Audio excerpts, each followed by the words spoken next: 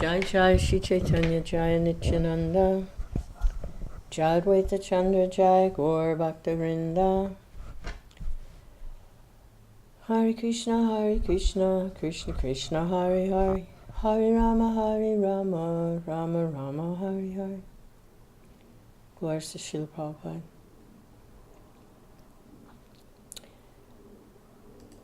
All right.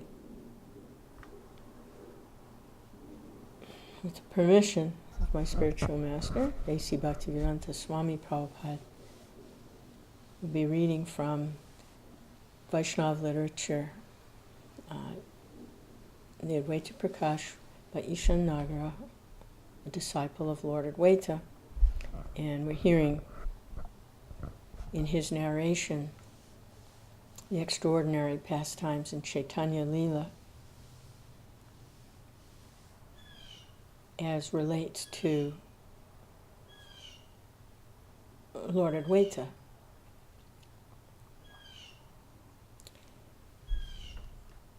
So this is chapter 8. All glories to Sri Chaitanya, all glories to Sita Nath, all glories to Nityananda, along with all the devotees. One day, Advaita took the devotees to the Ganges as he went for his regular bath. At that time, Nishinga Badudi with his 2 daughters arrived at the bathing ghat in a boat. The chaste and beautiful Sita became joyful on seeing Advaita Prabhu's handsome form, she thought. Such a form is not seen among human beings. The beauty of his form defeats that of gold from the Jambu River. His arms extend to his knees, his hands are shaped like a lotus, his fingers are shaped like the petals of the champak flower.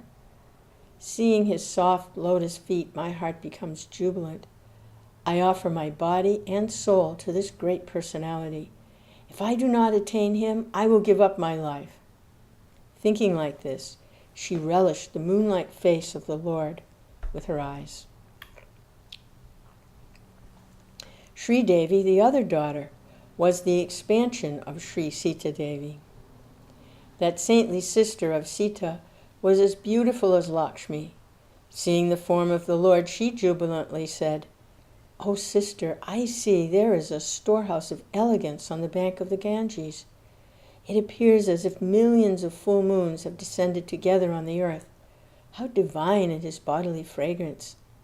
That fragrance conquers millions of full-blossomed lotuses.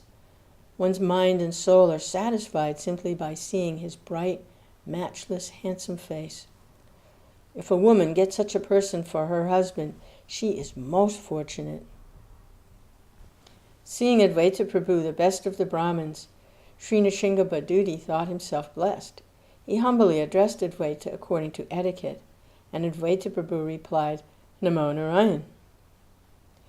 When Advaita Prabhu gently asked the Brahmin about his identity, he submissively replied, "I am a resident of the village of Narayanapura. My name is Badudi, and my name is Sri Nishinga. I have come to see you after hearing about your transcendental qualities. Today I am fortunate, for my long-cherished desire to see you has been fulfilled." Shri Advaita Prabhu said, "I am fallen. What power do I have? Please bless me by becoming my guest." Sri Nishinga said, "You are directly Sadashiva. Who can refuse your request?" Saying this, Nishinga Badudi, along with his 2 daughters, joyfully went to Advaita Prabhu's house, where the Lord received him with great respect and proper etiquette. Then Advaita Prabhu revealed his 4-armed form to the fortunate Badudi, who thought to himself, "Today my birth is successful. Today I have reaped the fruits of millions of past pious activities. I have directly experienced what I have heard about him. He is most suitable recipient for my daughter's hands." The 2 daughters' affection for Advaita became one by his association, just as 2 pieces of wax become one when heated. Badudi thought, "If Lord Harih is merciful to me, then my long-cherished desires will be fully satisfied." Then Advaita Chandra, by his divine potency, appeared like a great king. His residence was transformed into a palace that was decorated with various flowers so that it resembled Indra's abode. The whole town of Shantipur was filled with the divine fragrance of Advaita Prabhu, sat on a jeweled throne. His enchanting form derided the luster of gold from the Jambu River and the shining of many moons. He wore a jeweled crown on his head, bracelets on his wrists, earrings on his ears, and ankle bells on his feet. He wore 2 pieces of white silk cloth, and his limbs were smeared with agaru, sandalwood, and musk. His neck and chest were wonderfully decorated with a white flower garland. He was surrounded on all sides by servants and maidservants, while friends and relatives sat near him. Sri Yadunandanacharya was his deputy, Pandita Krishnadas was his secretary, and Brahma Haridas was his minister. Shramadasacharya was his matchmaker.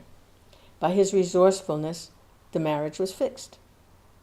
Nishinga Badudi was amazed to see the assembly. At that time, Srivas Pandit arrived there. Srivas was the incarnation of Narada Muni, and he took birth to assist in Lord Gauranga's pastimes. He was invested with Krishna's mercy to act as the external manifestation of the Supersoul. The Brahmin Srivas was always absorbed in Krishna consciousness and distributing pure devotional service. He appeared in Navadvip and was especially merciful. He always chanted the holy names. Nothing else came from his mouth. When Advaita saw Srivas, he got up from his seat and embraced him. Taking a seat there, Srivas addressed the assembly. "Listen, everyone. Advaita Acharya is an expansion of Lord Harih and is therefore non-different from him. He has appeared on earth to deliver the living entities. I am insignificant, so how can I know his glories? Even Lord Brahma knows only a portion of his greatness. This Sri Nishinga Badudi has appeared from the union of the ocean of milk and the Himalayan mountains. He's a saintly, truthful, and foremost among those in the mode of goodness. He is expert in understanding the scriptures, and he has therefore glorified his dynasty. His daughter Sita is non-different from Purnamasi, who assisted Krishna's Vrindavan pastimes as Yogamaya. And none to others, she was not born from a womb. As a result of many pious activities, Nishinga found her in a lotus. I will now briefly describe the appearance of Sita, for such topics destroy all sins. Sri Nishinga Badudi lives in Narayanpura and belongs to a reputable Brahmin family. He's always engaged in the welfare of others. Every day he personally collects tulsi and flowers for his worship of Narayan. In a lake near his village, various lotus flowers blossom and saturate the entire village with their fragrance. Smelling that fragrance, Nishinga thought, "This fragrance must be coming from the lake. I guess many lotuses are blossoming there. Whoever worships Narayan with lotus flowers goes to Vaikuntha at the time of death." Then the pure Sri Nishinga Badudi went to the lake and picked the choicest lotus flowers. While picking in this way, he found one lotus with 100 petals. Within that flower, he found a baby girl.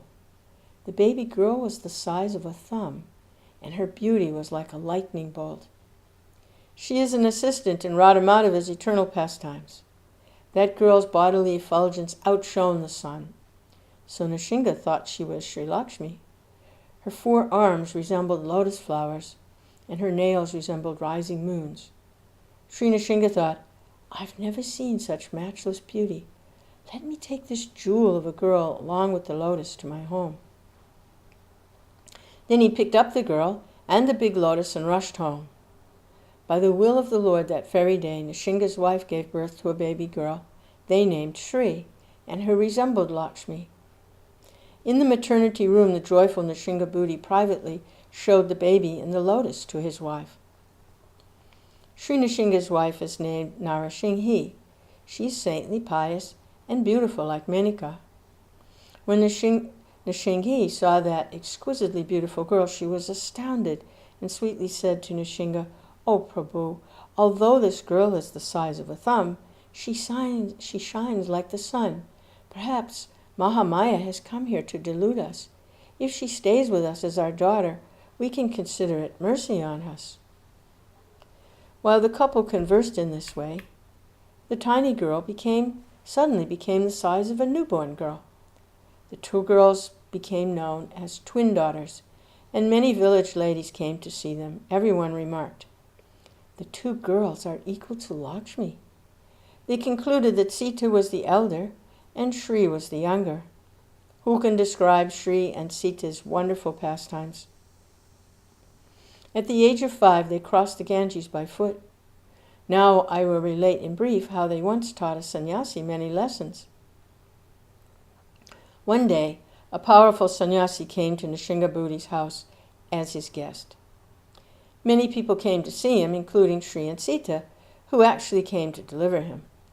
Seeing Shri and Sita, the sannyasi was bewildered and unable to display his yogic powers such as anima. The sannyasi offered prayers to the girls with straw between his teeth. Sita inquired, "You are a powerful sannyasi. Why are you offering prayers to us?" The sannyasi replied, "You are like Lakshmi personified. Please tell me how I can attain the liberation of having a form like Vishnu. Please dispel my illusion and establish the truth. You will both be glorified throughout the world." Sita, the embodiment of compassion, smiled and said, "Liberation is the maidservant of bhakti who controls all. Even though one may achieve the 5 kinds of liberation, he may still not attain the lotus feet of Lord Harih. The nature of liberation is that it makes one proud, and one thus falls down to again engage in material activities. Bhakti Devi, however, is endowed with unlimited transcendental qualities. Whoever attains her favor never takes birth again. One relishes the ecstasy of pure love while rendering devotional service, and after attaining Krishna's lotus feet, one sees the happiness of Brahman realization as insignificant." Then Shri smiled and said to the sannyasi, "The liberation of attaining the form of Vishnu is most abominable. It's better to drink honey. Is it better to drink honey or be honey?" In this way, Krishna's devotees enjoy more loving ecstasy than Krishna himself.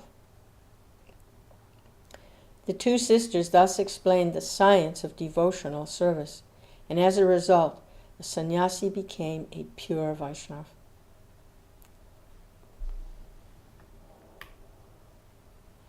Now hear about Shri and Sita's transcendental pastime of walking across the Ganges. One day, on the opposite side of the Ganges, there was a spiritual festival with dancing, singing, congregational chanting of the holy names. Many people gathered there. Nrsimhabhuti, along with his 2 daughters, was also left for that place. Arriving at the bank of the Ganges, Nrsimha became apprehensive on seeing that strong winds had created waves in the river. He left his 2 daughters in the care of his servant and crossed the Ganges in a big boat. Seeing this, Shri and Sita crossed the Ganges on foot by their spiritual potency. Nrsimha was astonished to see his 2 daughters' transcendental activity. He quickly picked them up in his arms. Seeing Shri and Sita's feet, the atheists and ignorant also proudly tried to cross the Ganges on foot.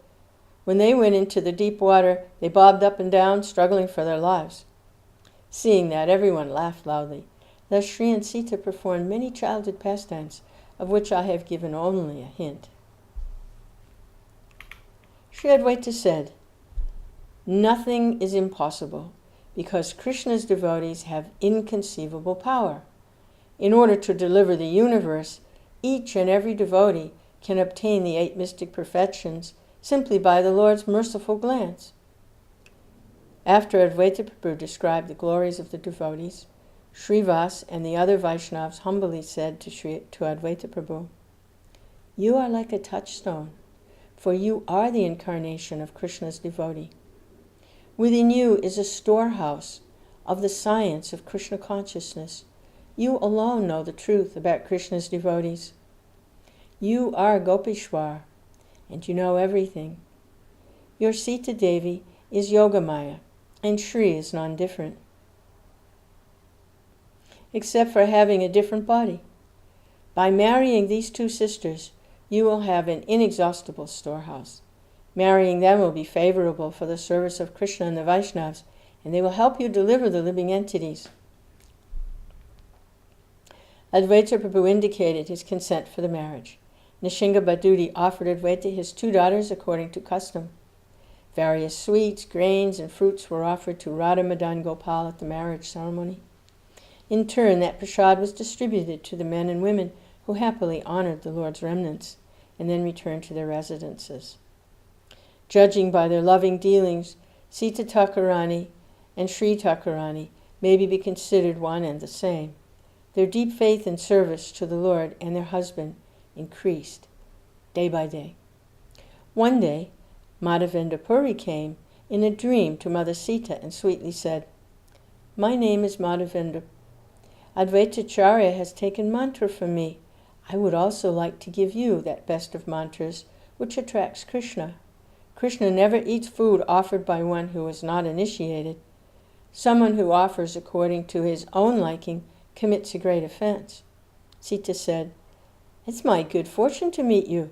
Please purify my body and soul by initiating me in that mantra." Madhavendra Puri gave the Krishna mantra to Sita and then disappeared. When Mother Sita woke up, she exclaimed, "How wonderful! Madhavendra Puri gave me mantra in a dream." When she described her dream to Advaitacharya, he noted, "You are very fortunate to be free from material bondage." Later, at an auspicious time, Advaita Prabhu gave the same mantra to his wife according to Vedic regulations. I have thus described a little about the confidential topics that Mother Sita has mercifully told me.